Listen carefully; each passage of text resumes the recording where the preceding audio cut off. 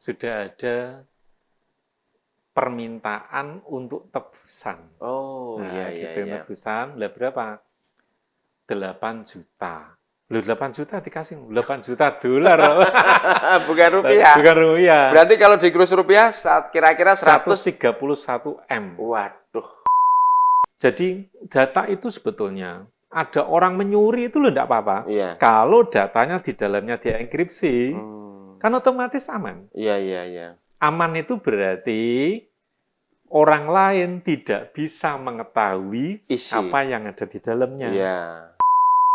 Mbak sudah, pemerintah itu ya memang harus merekrut programmer yang dijadikan PNS, yang dia itu karirnya di situ sampai karir setinggi-tingginya. Sampai pensiun gitu Sampai ya? pensiun.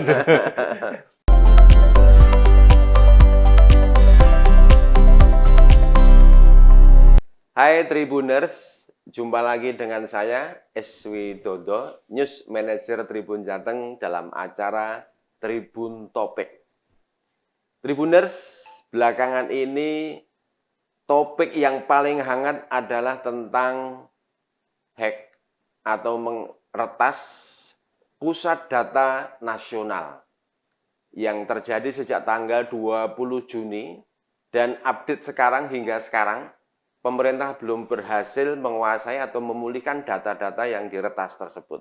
Oleh karena itu, kita hadirkan pakar IT yang sudah kaliber nasional, yaitu Bapak Dr.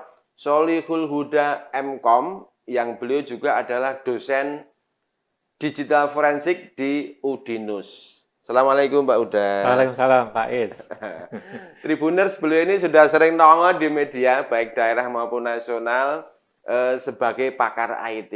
Jadi kita hadirkan untuk beliau, sekaligus kita konsultasi sebenarnya apa sih yang terjadi sekarang, kenapa bisa demikian, kemudian ide dan solusi sarannya seperti apa, nanti kita simak obrolan kita dalam Tribun Topik bersama Bapak Dr. Sholihul Huda MKom, pakar IT nasional. Minum kopi dulu boleh Pak? Oh ya, terima kasih Pak. Pak Is. Manggilnya Pak Is ya Pak? Nggih, boleh. Pak Is boleh, Pak Wid boleh, Widodo juga boleh, Pak. Monggo, Pak. Yang terakhir itu pemerintah mengakui ya sejak tanggal 20 Juni itu pusat data nasional dalam kurung PDN diserang atau diretas oleh orang. Itu sebenarnya yang terjadi seperti apa itu, Pak? Ya. Saya itu sebetulnya kaget itu kemarin malam Rabu. Malam Rabu saya itu ditelepon oleh salah satu pejabat di Kominfo. Okay. Kemudian beliau kan cerita, Pak Huda, ini sudah ada permintaan untuk tebusan. Oh, nah, iya, gitu, iya. Tebusan, lah berapa? 8 juta. Loh, 8 juta dikasih 8 juta dolar. Bukan rupiah. Bukan rupiah. Berarti kalau di kurs rupiah kira-kira 131 M. Waduh, banyak juga ya Pak Huda ya. Juga gitu. Terus apa kata jenengan? Gini, saya kan gini ya. Sebetulnya kalau memang teman saya sudah bilang bahwa ini kena ransomware gitu. Kena ransomware. Ransomware itu virus ya Pak? Ya sejenis virus. Jadi virus. istilahnya kan malware ya. Malware ya. Ya. Kalau ransomware itu konsepnya gini. Kalau saya sudah pernah menjumpai itu 2 kali. Okay. Jadi ransomware itu ketika dia itu menghack, kemudian istilahnya itu menyandera. Itu caranya itu gini. Filenya itu sebetulnya tidak diambil, tapi dirubah kodenya. Oh. Bahasanya gini, Pak. Misalkan kan kalau pegawai negeri itu kan ada NIP. NIP-nya itu misalkan 123, okay. Dirubah menjadi 102. Itu sudah pusing mau masuk, nggak bisa lagi ya Pak ya? Nah, otomatis kan tidak dikenal. Artinya apa? Kalau itu file data, aplikasi data, buka itu tidak bisa. Nggak bisa lagi. Nah, gitu. Jadi dikunci. Jadi filenya itu masih ada. Masih ada. Tapi aplikasi tidak bisa membuka itu. Nah, itu. Pak, berarti ibarat pusat data nasional ini kan kayak rumah besar gitu ya. Betul. Milik instansi, pemerintah, dan kementerian yang banyak gitu. itu di kabinet-kabinet kecil gitu atau di lemari-lemari gitu atau bisa diambil, bisa dibuka atau masih tetap Pak? Sebetulnya kan gini, kalau saya sebetulnya kemarin udah dapat informasi. Jadi Nggih. servernya itu kan sebetulnya ada dua. Servernya ada Ya, dua. ada dua tempat gitu, tempat yang beredar. Nah, kebetulan itu yang kena ini yang salah satu servernya. Oh, A sama B. A sama B. Yang A yang kena. Ya, A sama B yang A itu kena. Nah, tapi kan kalau saya kan bahasanya begini ya, mau yang kena A, mau yang kena B, kalau informasinya itu kan yang kena itu yang cadangan gitu ya. Ya Iya. oke lah, terserah mau yang kena cadangan atau apa. Cuma kan begini ya, kalau pengalaman dari tahun-tahun yang lalu, mestinya kalau ransomware ini tidak ada penyelesaian sampai clear, gitu ya. Artinya pelakunya siapa, kemudian nanti diproses sampai ke meja hijau gitu ya. Kalau tidak bisa begitu, ya sampai ini berulang terus kan Tahun gitu. 2003 pernah loh Pak. 2003 ya kemarin yang paling ramai itu kan di salah satu bank besar itu kan. Iya, akhirnya Kayak bocor gitu. data itu ya. Ya, nah, sehingga kalau saya ya sebagai ahli digital forensik, kita itu kan Indonesia ini kan orangnya banyak, Banyak. ahli-ahlinya Banyak banyak, juga. doktornya banyak, profesornya juga Yang banyak. bidang IT ya Pak ya? Ya, Iya. artinya apa? Artinya kalau memang kita itu dipasrahi, sebetulnya dia bisa. Hmm. Karena saya punya pengalaman Iya, untuk dengan kasus yang sama. iya, Walaupun saya nggak tahu ya, ini iya. yang terbaru itu kan katanya dari ini yang mengeluarkan itu pihak ini gitu ya, pihak ini. Cuma kan kalau misalkan nanti misalkan saya sebagai orang yang pernah nangani kasus kayak gitu, kemudian dikasih kepercayaan, nanti kan saya pasti datang saya lihat sebetulnya apa yang terjadi. Kalau modelnya sama, dihitung ya mungkin 1-2 hari lah. Selesai ya. Bisa dikembalikan, bisa dipulihkan. Ambil melepaskan sandera tadi ya. Ya, itu kan Hmm. sebetulnya masalah sadar dan tidak itu kan gini. Kalau ada orang Iya, atau ahli yang bisa mengembalikan kalau tadi dari misalkan 110 iya, dirubah jadi 102. iya. Asal dia bisa menggalikan ke 110 kan selesai. Selesai. Kuncinya bisa diambil alih lagi. Nah, Cuma perlu dicek lagi apakah data yang di dalam rumah tadi sudah diacak-acak atau belum, Pak? nah, kalau masalah diacak-acak dan belum, logikanya kalau dia sudah bisa begitu ya otomatis kan dia logikanya ya Logikanya sudah ngacak-ngacak masuk ke dalam ya. Cuma kan kalau masalah pengacaan dan lain sebagainya itu kan tergantung apakah kemarin itu data itu pada diamankan atau tidak. Di file-file enggak sendiri, Ya, terpisah-pisah bukan. gitu ya. Diamankan itu kalau bahasa kita itu dienkripsi. Oh, ada enkripsinya lagi. Nggih. Jadi data itu sebetulnya ada orang menyuri itu loh enggak apa-apa. Iya. Kalau datanya di dalamnya dienkripsi, kan otomatis aman. Iya, iya, iya.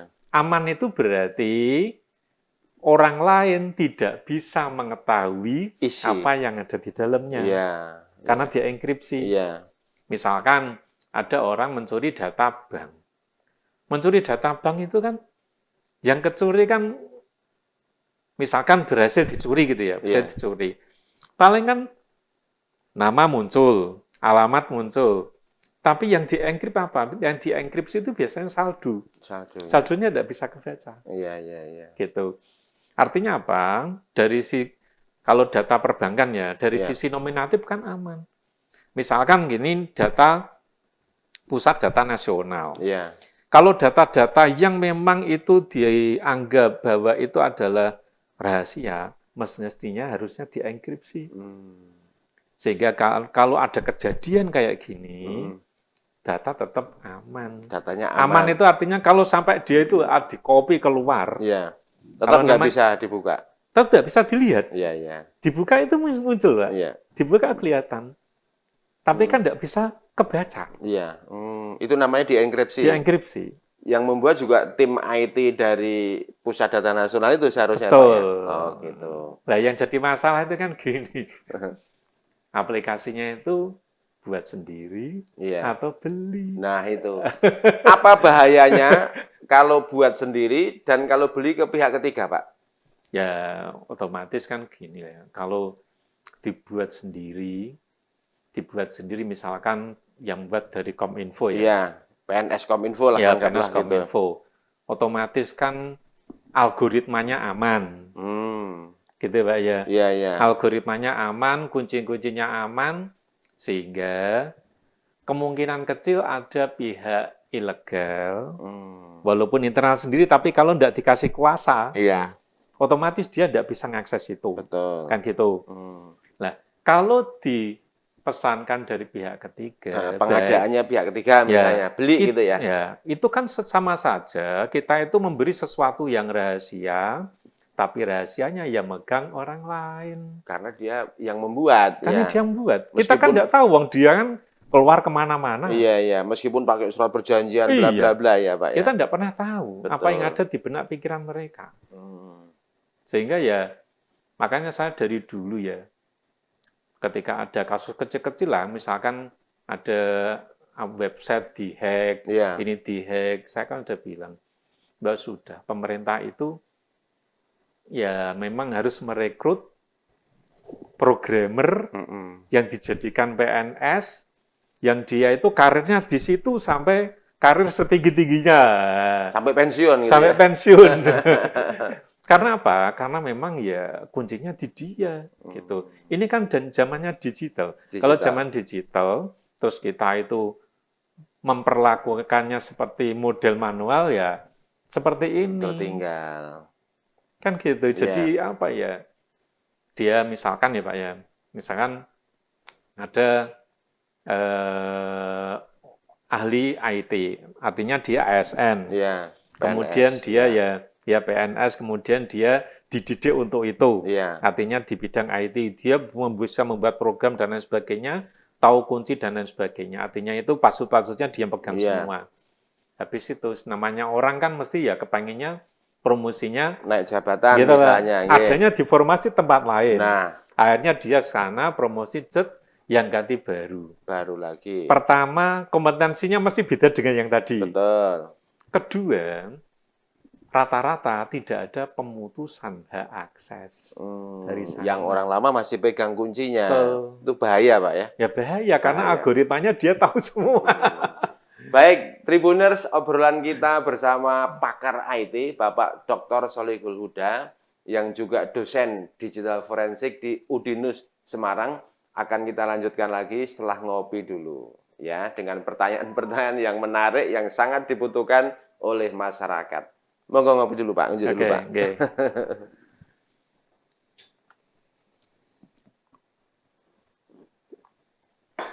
Lanjut lagi, Pak Huda.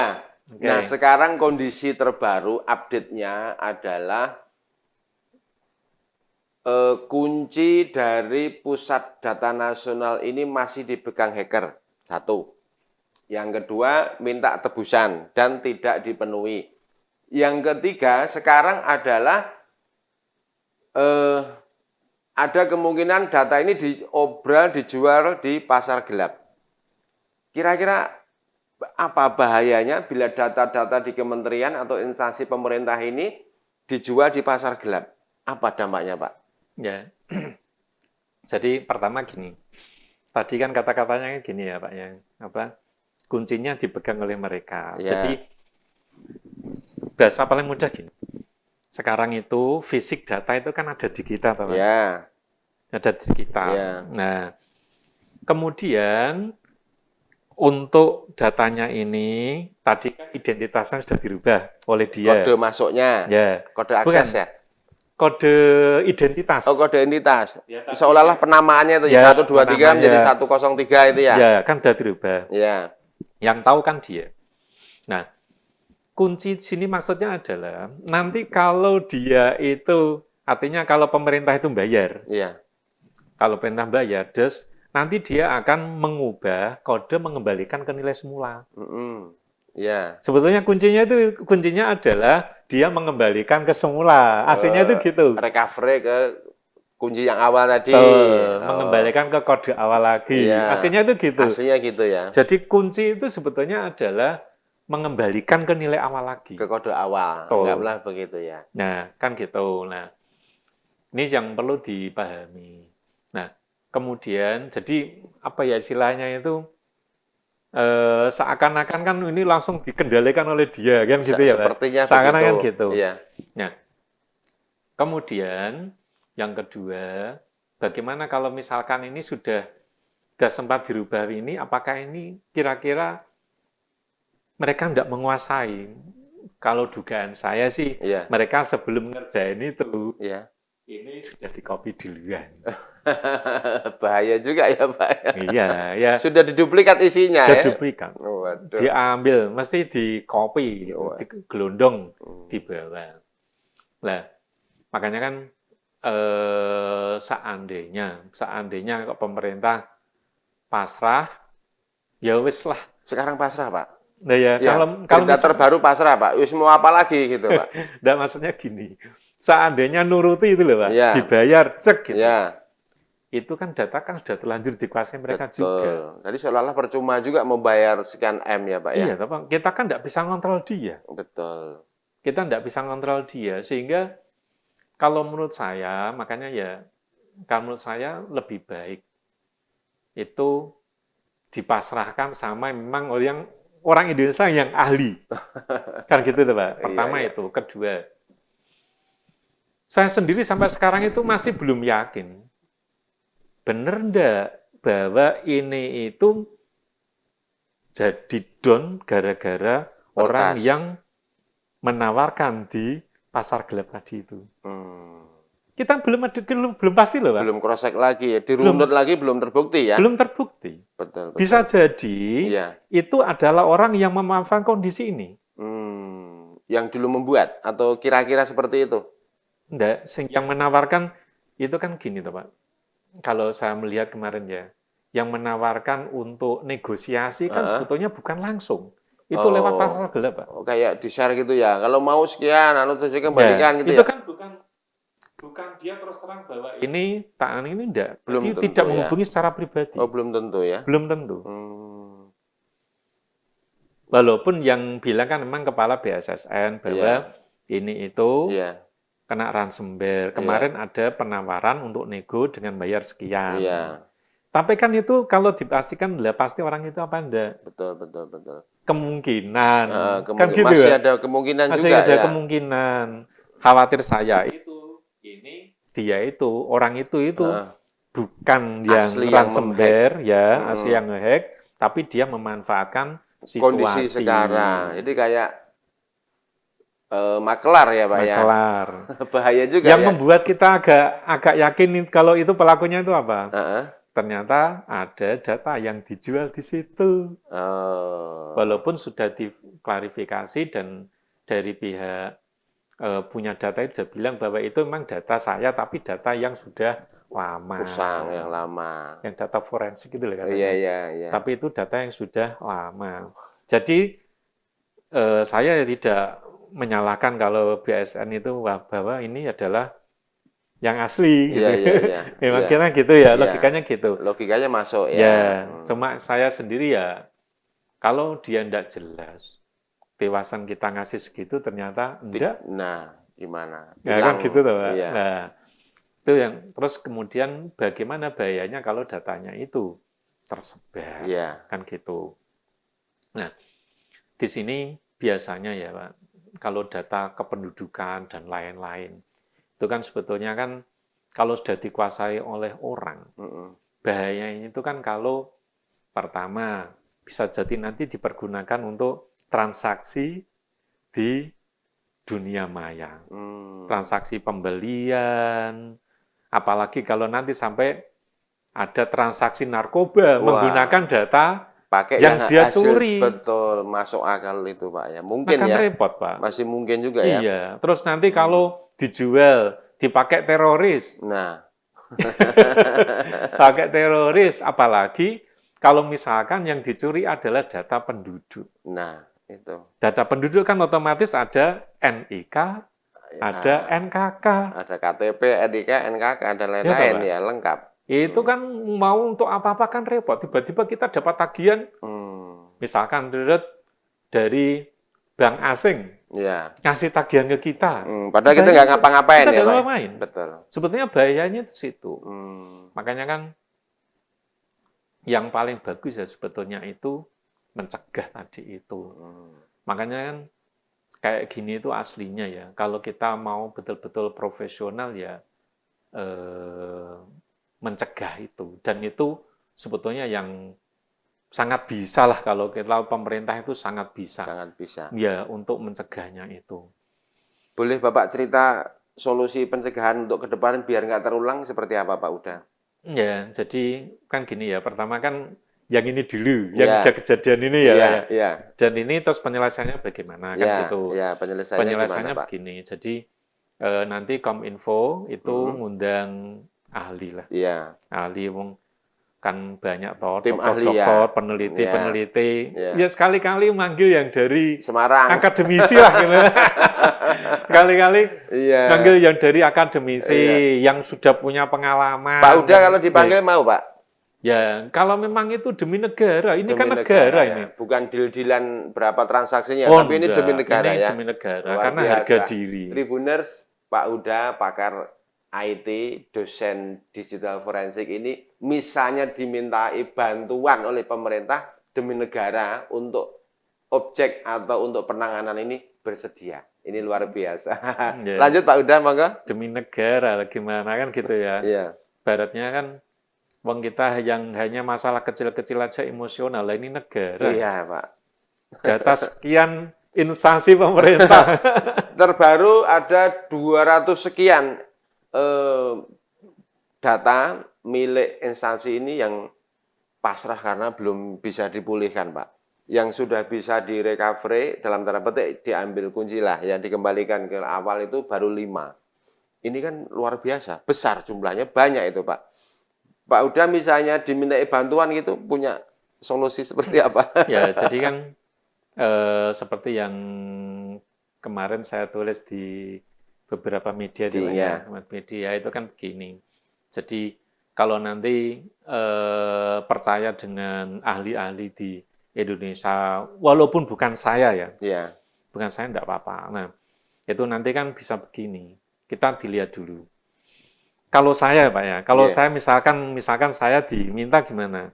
Pertama gini, saya datang ke sana, kemudian saya tanya, ini kemarin yang membuat aplikasi siapa? Si A. Dirunut dulu. Ya, si A. Oke, si A diminta datang. Nah, diminta datang itu begini, aplikasinya mana? Datanya yang sekarang macet itu mana? Kemudian tak suruh nyoba dulu. Oh iya, coba masuk dulu. Nyoba di data kecil aja. Kan gitu. Ternyata kok memang, oh ya ini datanya tidak bisa kebuka. Tidak bisa kebuka masalahnya apa? Kalau ransomware yang dulu ya, yang pernah terlihat itu, memang kodenya dirubah. Oleh si pelaku hacker. Betul. Nah, kalau modusnya masih sama dengan yang dulu, lah nanti yang ngerjakan saya dan teman-teman. Oh gitu. Gitu. Bisa ya Pak? Bisa. Oh bisa ya. Kalau seperti kondisi begitu. Seperti yang lama, modusnya seperti yang lama. Memang ada modus kira-kira kemungkinan yang lain, Pak? Ya, saya kurang tahu.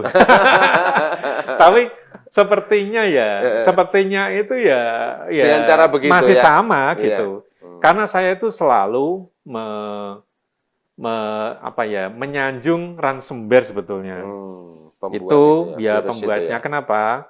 Karena kalau ransomware itu dia pembuat virus tapi virus intelek. Kalau bahasa saya loh ya. Virus pinter. Kenapa pinter? Karena dia pamrihnya itu uang. Oh iya. Kalau kamu kasih, tak kembalikan. Coba bandingkan dengan virus yang lain. Merusak dia. Merusak. Diacak-acak di dalam sampai nggak bisa dia rusak. Kadang-kadang nanti filenya dipulihkan nggak bisa. Karena betul-betul hilang atau diambil sebagian. Iya. Itu yang lebih jahat ya Pak. Ya, dan itu nanti seandainya kita nebus, dia tidak bisa mengembalikan juga. Nah, kan sudah rusak. Sudah rusak. Nah, kalau ransomware ini ya tak katakan intelek, kenapa? Karena dia bisa mengembalikan. Transaksional ya. Artinya kalau yang dikerjain orang yang punya uang ya dibayar. Selesai. Balik kayak gitu ya Pak ya. Bagi-bagi saudara lah. Tribuners, ternyata malware atau ransomware ini juga ada macam-macam. Ada yang niatnya memang transaksional cari uang, ada juga yang tujuannya atau efeknya itu merusak atau destroyer. Ini yang lebih bahaya ini. Datanya nggak bisa dipulihkan, tetapi kalau transaksional bayar selesai. Cuma kita kan perlu dicek dulu apakah benar yang menawarkan transaksi itu adalah orang yang menghack atau meretas pusat data nasional. Tribuners, kita ngopi dulu, obrolan dengan Pak Huda. Beliau juga sering dimintai bantuan oleh instansi atau perbankan untuk membuat website ya Pak Huda ya. Tapi Bapak pihak ketiga juga, tapi sampai sekarang buktinya juga aman-aman saja perbankan yang minta bantuan Bapak.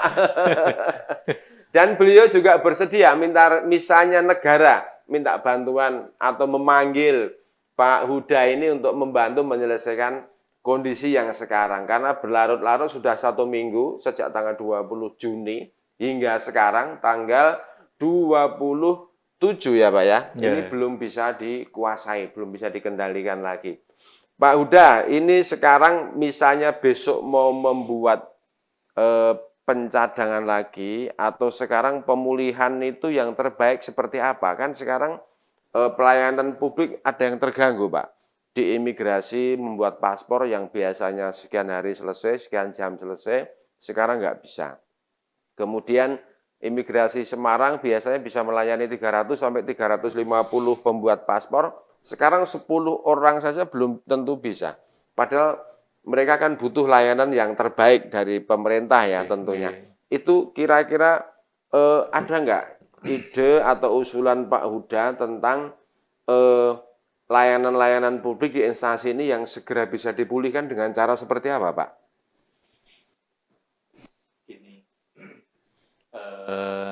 kan saya yakin sih data itu kan sebetulnya asli ada di masing-masing instansi ya. Punya cadangannya lah. Ya. Punya backup ya, Pak? Punya backup. Siap. Jadi Terus? misalkan imigrasi ya saya yakin punya data. Kemudian kependudukan ya punya data sendiri. Ya, sebelum dikirim ke pusat kan pasti Dia ada data, punya, gitu, ya, pasti dokumennya punya, ya. Betul. Nah, sehingga saya itu kan dari awal itu kan gini, Mbak, kita itu disiplin. Entah itu 2 hari sekali, entah berapa, itu Mbak ya ada backup. Backupnya ya. Backup rutin. Wong kasus kayak gini ya, seandainya semua itu tertib, dalam waktu hitungan jam selesai, Pak. Tapi Pak, iki jaringannya kan nasional, Pak, yang pusat data nasional ini se-Indonesia. Kalau masing-masing instansi sebenarnya nasional juga ya, Pak ya. Sebelum dikirim kan juga datanya bersifat nasional ya, Pak ya. Jadi kalau saya melihat ya, Pak ya, kalau semua itu disiplin. Dinas ini punya, artinya kementerian ini punya, kementerian ini punya, imigrasi punya sendiri-sendiri, backup, dia rutin.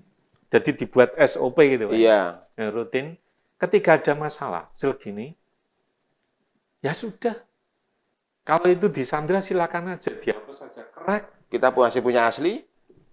Kembalikan ke backup data yang kita tadi ya. Paling kan hanya hilang mungkin dalam waktu 1 hari tadi lah. 2 hari terakhir ya. 2 hari terakhir. Itu kalau satu nganu. Tapi kan sebetulnya kalau data-data yang penting kalau bisa itu ya jangan 2 hari sekali. Memang per hari. Akhir kerja. Bank itu backup 2 kali sehari. Oh gitu ya. Oh bank. 2 hari sekali. 1 hari 2 kali. 1 hari 2 kali. 1 hari 2 kali ya. Ya, pagi di backup. Sore mau tutup backup. Oh, luar biasa. Terus nanti ada mingguan, ada lagi ada bulanan, ada tahunan. Luar biasa. Ini Pak Huda tahu tentang backup. Punya saran sebaiknya data-data yang sebelum dikirim ke pusat data nasional kita punya backup, dan itu sudah SOP ya. Dan juga anjuran siap 2 hari sekali atau setiap hari punya backup. Bahkan perbankan dalam 1 hari melakukan backup data itu 2 kali, pagi sama sore. Pak Huda, ini kalau sebenarnya mereka instansi ada yang terlanjur backupnya sebulan yang lalu gitu ya. Karena kalau kita lihat websitenya mereka instansi, ada yang sebulan sampai berbulan-bulan nggak diupdate, Pak. Iya, kita kan wartawan juga ngecek juga gitu ya. Ternyata sudah sebulan lalu nggak diperbarui beritanya gitu ya. Ini kan kelihatan apakah ada SOP yang dilanggar atau memang belum diciptakan SOP backup itu, Pak? Kalau yang saya tahu, bisa jadi saya salah ya. Ya. Kalau yang saya tahu sih tidak ada SOP. Jadi melaku jalan aja gitu ya, Pak ya. Jalan. Makanya kan begitu masalah. Makanya kan begini ya. Kalau Iya. bank-bank misalkan kayak kejadian ada kayak kemarin, Ya. sebetulnya kalau tidak ada ATM, tidak ada M-Banking, gitu dalam waktu 2 jam, 3 jam bisa pulih. Cuma kan sekarang misalkan bank ya, misalkan disandra oleh ransomware kayak gitu itu, karena mereka tertib. Sehingga untuk memulihkan data itu bisa, dalam waktu 1-2 jam bisa. Cuma yang belum kan mensinkronkan kan yang ATM, Iya. M-Banking, karena Iya. itu kan transaksi dengan pihak lain. Butuh proses. Itu Lama. yang butuh proses, kadang bisa sampai 2 hari, Iya. 3 hari, kadang 4 hari. Kadang gitu. Itu tuh yang tertib lah. Kalau pemerintah ya mestinya enggak begitu. Kalau dia mau tertib ya harusnya ya, kalau SOP-nya tertib sehari sekali misalkan, Backup, ya. imigrasi kan penting ya. Iya. Sehari sekali di backup, ada kayak gini, pas ditinggalin ya wes langsung dek selesai. Wah, luar biasa. Tribuners, setelah kita ngobrol panjang lebar tentang fakta terkini, kemudian solusinya, kemudian usulan-usulan untuk pencegahan tidak terjadi kembali lagi, nanti ada pertanyaan terakhir, kira-kira mungkin nggak Pak, bikin pusat data nasional C, ya tadi kan misalnya A dan B, karena sudah kondisinya begini, kita bikin lagi yang baru dengan benteng yang lebih bagus dan dengan sistem yang lebih kuat, kira-kira butuh biaya besar nggak Pak? Saya lihat tadi Bu Sri Mulyani Menteri Keuangan membeberkan anggarannya 700 M. Kalau saya sih gini Pak, sebetulnya itu enggak usah terlalu banyak. Sebetulnya 2 itu sebenarnya sudah cukup. Oh, 2 sebenarnya sudah cukup. Kemarin, kalau yang saya nilai Pak ya, saya nilai itu sebetulnya kelemahnya itu gini. Ketika dipecah jadi 2, ini kalau menurut saya loh, saya bisa salah ya, karena saya kan tidak mengetahui sendiri fisiknya. Gitu. Kalau misalkan dibuat seperti ini sebetulnya itu aman Pak. Jadi servernya dibuat 2 aja enggak apa-apa, A sama B dengan yang tadi. Cuma konsep aksesnya yang dirubah. Jadi untuk pihak misalkan instansi ini yang misalkan ya imigrasi, terus Dukcapil, dan semuanya yang sejumlah berapa, 100 berapa itu, ini hanya boleh mengakses server A. Gitu, server A. Nah, ya terus B itu untuk apa? B itu kalau ini nanti A, misalkan dibuat SOP misalkan jam 4, yang A dikopikan ke B. Tapi antara A dengan B ini dibuat terputus. Tidak terkonek langsung. Jadi instansi-instansi hanya bisa mengakses ke A. Pemegang data atau pengelola Kemenkominfo, dua-duanya bisa pegang. Bisa pegang, tapi yang khusus untuk B ini harus orang khusus. Orang yang ada di dalam internal. Sehingga nanti begitu jam berapa, pindah ke sini, klik. Oh gitu. Jadi apapun yang terjadi di A, bisa jadi di B tetap utuh? Utuh. Oh gitu ya. Itu solusinya ya Pak ya? Dan B ini tidak bisa diapa-apain oleh siapapun. Kecuali oleh adminnya. Yang bisa memindah-mindah tadi ya? Gitu. Jadi siapapun tidak bisa mengakses. Itu yang pertama. Kedua, yang bisa mengakses ke pusat data nasional ini kan memang instansi yang memang punya hak istimewa lah, artinya imigrasi, BSSN dan lain-lain gitu Pak. Nah, usulan saya yang kedua itu sebenarnya gini, supaya betul-betul aman, servernya ini buat dibelikan merek tertentu. Saya tidak menyebutkan sebuah merek merek tertentu. Loh, kenapa? Karena merek tertentu itu dia itu tipe datanya beda dengan tipe data komputer PC atau komputer yang beredar. Oh, ada ya Pak semacam itu ya? Ada. Bank-bank itu aman itu gara-gara dia pakainya itu. Bukan apa namanya kayak hardware-nya itu ya, beda memang. Hardware-nya memang beda. Hardware-nya memang beda ya. Hardware-nya beda, Windows-nya beda. Biasanya gitu ya. Oh, yang B atau A atau dua-duanya? Dua-duanya. Oh, dua-duanya. Pakai merek tertentu ya. Merek tertentu. Baik. Sehingga Kalau ada hacker Mm-mm. mau masuk ke sini, Heeh. udah nggak bisa duluan. Hmm. Pertama, Windows-nya nggak Beda. dikenal, Oh gitu ya. datanya juga nggak dikenal. Oh, Nah, gitu. itu paling aman ya. Paling aman. Hmm. Jadi seperti yang dipakai oleh bank-bank itu seperti itu. Oh. Jadi misalkan ya Pak ya, Iya.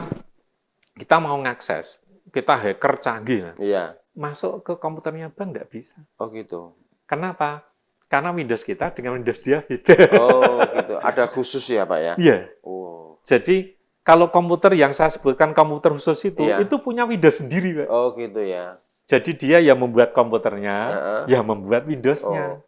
Tapi dia juga khusus melayani pemesanan-pemesanan tertentu gitu tadi mungkin ya Pak ya? Betul. Memang harganya mahal. Tapi paten Tapi ya, kan mantap paten, ya. ya itu. Luar biasa. Kalau data-data BSSN, Mm-mm. data kepolisian, itu kan penting banget itu. Betul. Rahasia Setara negara. dengan bank lah kalau Iya. menurut saya loh Pak. Iya. Mbok ya sudah. Hmm.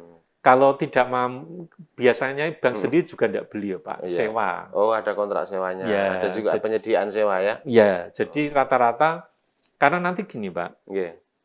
ganti prosesor, Hmm. otomatis nanti ganti komputer, Mm-mm. otomatis ganti Windows. Iya. Makanya biasanya bank-bank sendiri itu tidak beli, Oh gitu. sewa beli, istilahnya Oh, gitu. Iya, iya. Jadi ada baru, Mm-mm. yang Ambil lama alih, datang, Perbarui pindah, lagi. yang lama Peremajaan, dikembalikan. ya. Betul. Dan tercover, terlindungi di situ aman Ya, ya Pak ya? sehingga apa? Sehingga dari orang umum ini aman. Iya. Betul. Karena Windows-nya itu tidak mungkin hacker itu tahu. Hmm. Pak, kalau di mata kuliah itu diajari untuk menghack nggak sih Pak? Ya, gimana wong namanya keamanan ya mesti diajari cara Blusuk. Lah mesti gitu lah. Saya kadang-kadang di SMK atau di kampus mana gitu kalau bisa menghack masuk memberitahu ini loh celahmu instansi ini webnya itu dapat hadiah Pak. Berarti kan di kampus diajari ya? Ya kita sebenarnya tidak ngajari, cuma kan misalkan kita ngajari istilahnya namanya port. Port. Nah, port yang namanya port. Nah, kita kan mesti ini loh portnya itu ada sekian. Nah, yang bisa dimasukin itu ini. Ya mesti kita kasih tahu. Oh gitu ya. Kalau enggak nanti lah Mas Fahnya malah bingung ya, Pak. Suatu saat dia itu memperbaiki juga ya. suatu saat dia dapat tugas, misalkan diterima PNS atau diterima di Gramedia. Iya. Terus disuruh jadi admin. Nah, kalau enggak dikasih tahu itu kan bingung dia. Iya, betul. Waduh lah, dulu belum dikasih tahu sama dosennya. Malah bingung. Ya kita kasih tahu ini loh celah-celahnya gitu.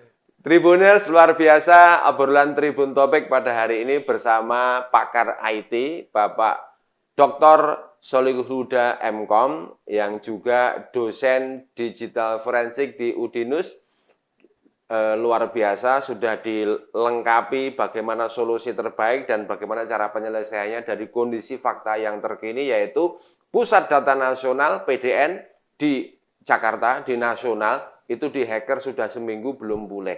Nah, beliau Pak Dr. Sholihul Huda ini punya solusi dan siap apabila negara memanggilnya sebagai tugas pengabdian seorang warga negara untuk Indonesia. Tribuners, terima kasih Pak Huda. Kita lanjutkan pada obrolan pada topik-topik berikutnya. Terima kasih. Assalamualaikum warahmatullahi wabarakatuh. Assalamualaikum warahmatullahi wabarakatuh.